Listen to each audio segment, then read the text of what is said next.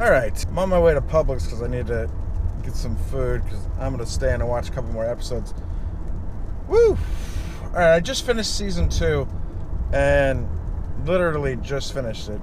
The one thing I've noticed about seasons 1 and 2 is they both seem to have the same arc in that they start in the shit and then it seems like they're going to best it all and everything's going to be great and then right back into it.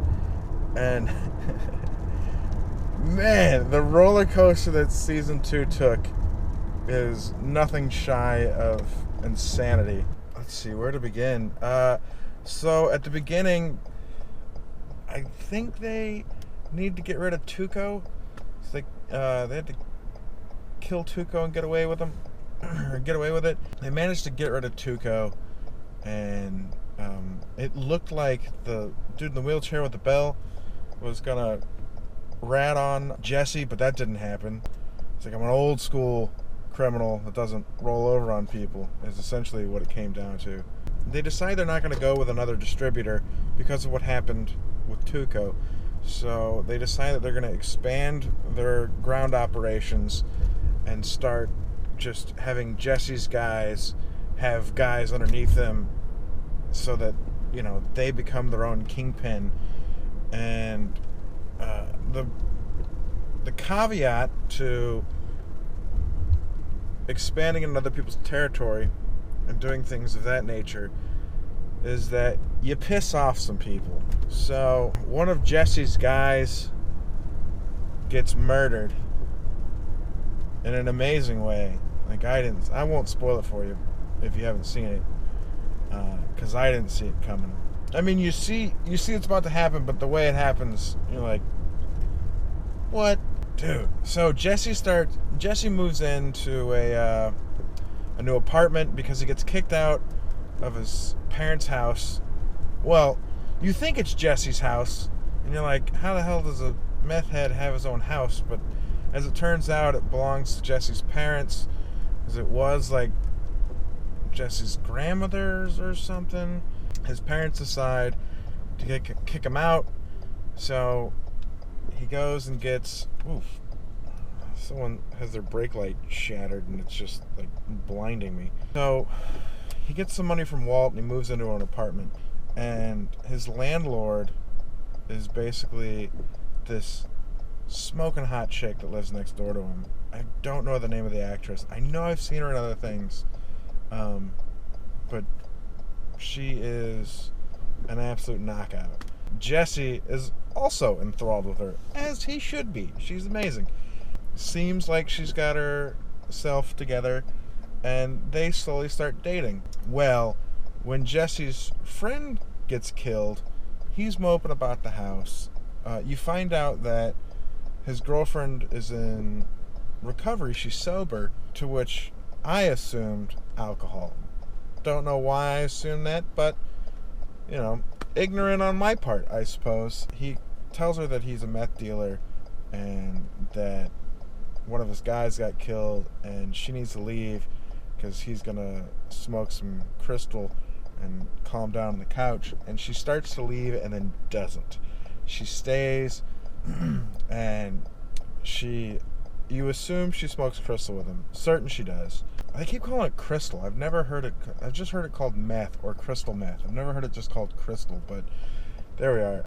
I have no idea how they make it look like he's smoking it. I mean, that must be computer, but they do a really good job of it. But, so at any rate, the next thing you know, she's like bringing over heroin and making him try heroin. And he's all about it because there's like one of the most beautiful girls ever telling him, hey, you should try heroin. Which, come on, man. Yeah, let's pump the brakes a bit. Like, she's hot, but dude, heroin? Come on. But at any rate, so he ends up doing heroin. Now, while this is going on, they can't sell because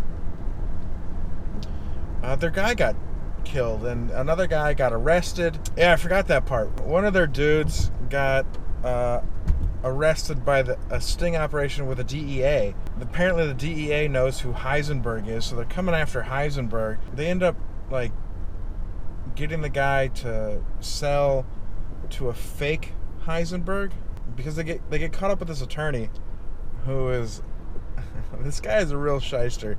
He's like a criminal attorney, and he sets them up with all these very illegal things. I was gonna say questionably legal. There's no way. They're just straight illegal. Like they pay a guy to take the fall and go to jail for God knows how long. Look at this dude. What are you doing? Straight up aiming the wrong way in traffic. You know, I don't know what people are thinking sometimes. At any rate, so they end up paying some dude to take the fall for Heisenberg, and Heisenberg is trying to find another distributor. They find one. He's very, very careful. Has never been busted. They set up a meeting, and at first the guy says no. Doesn't even meet with him. Tells him no. They're able to figure out who it is, or at least Walter is. He sits down with the guy, tells him he wants to work with him. The guy reluctantly agrees. Well, the problem arises when they tell him they're going to start shipping, and they ask for a meeting, and they tell him he's got an hour to deliver all 38 pounds of his meth for an exchange of $1.2 million at some truck stop or something. And Walter tries to get in touch with Jesse, and Jesse he's passed out on heroin with his new girlfriend. And so Walter can't get in touch with him. So Walter breaks into his house and finds out where he's hiding the meth, takes the meth. At the exact time he's grabbing all the meth, his wife goes into labor and is going to deliver his new baby. So now Walter has this dilemma where he's like, do I go make $1.2 million or do I go watch the birth of my child? And of course he chooses to go get $1.2 million because Walter's all in at this point. So Jesse wakes up, figures out what's happened, and goes to Walter to try to get his money, which is $480,000 after it's been laundered, and for his half. Walt refuses to give it to him because he says it's just going to cause him to OD. So his new girlfriend blackmails Walter, and so Walter brings over the money and gives it to him. They go on a crazy binge, and Walter goes back to talk to them and try to straighten it out, and watches his girlfriend OD. Like, just watches her choke on her own vomit and just leaves.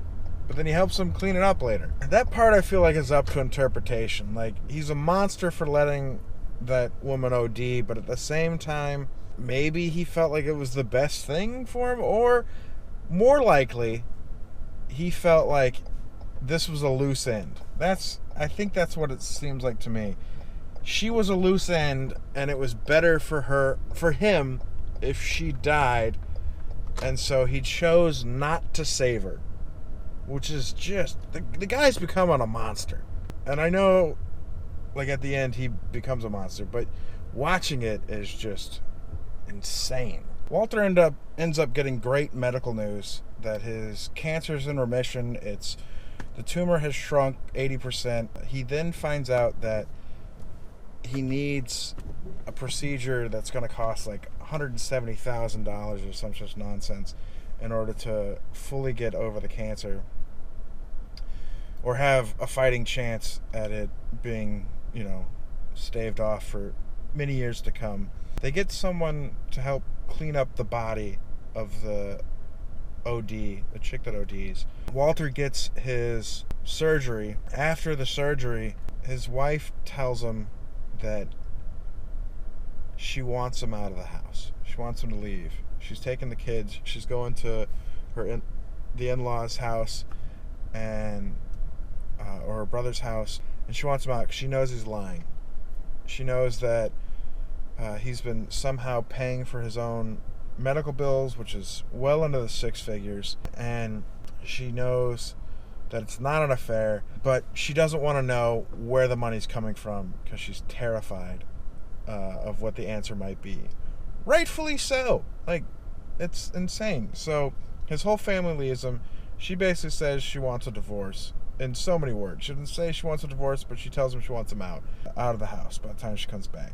He finds Jesse in a heroin den, completely just immersed in heroin and crying, saying that he loved this woman more than anyone he's ever loved in his life, and he feels like he killed her. The reality is that Walt let her die. So that's a whole crazy scene. Now, the beginning of each episode starts with like a little vignette or something that most of the time is foreshadowing of what's going to happen. The vast majority of the episodes for season 2 started with like a burn-up teddy bear floating in a pool, and Walt's car fucked up or something, and it's like, what are you getting at? They never expose it until the very end, when Jesse's girlfriend, her father is an air traffic controller, and he's beside himself because that's his only offspring, is Jesse's girlfriend, who's since passed. He's an air traffic controller, and he basically loses it and sends 2 planes into each other. They explode over Walt's house and crashes. What comes crashing down out of the sky into his pool is this teddy bear, and Walt just watches this, and that's like the end of season 2. So they were at such a high, like making $1.2 million. Everything's going great until Jesse's buddy got shot or murdered. It looked like they were going to finally come out ahead. Every time they take a step forward, it's 2 steps back. It's just like, man, just nothing goes right for these guys. So, that being said, I'm going to go get some food, and I'm going to head back to the house and try to watch another couple episodes, because it's just beyond insane. Like, I don't even know where to begin with this thing. There's some nitpicky things about it that I'm like, I don't know if it's the perfect show, but reality is it's a ton of fun to watch. It's absolutely amazing. So I'm going to go grab some Publix food, and I'm going to head back to the house. Hope you guys enjoyed it. Like the video, subscribe, check out the other videos about Breaking Bad. Look at my other stuff on my channel. I don't care what you watch. All right, later.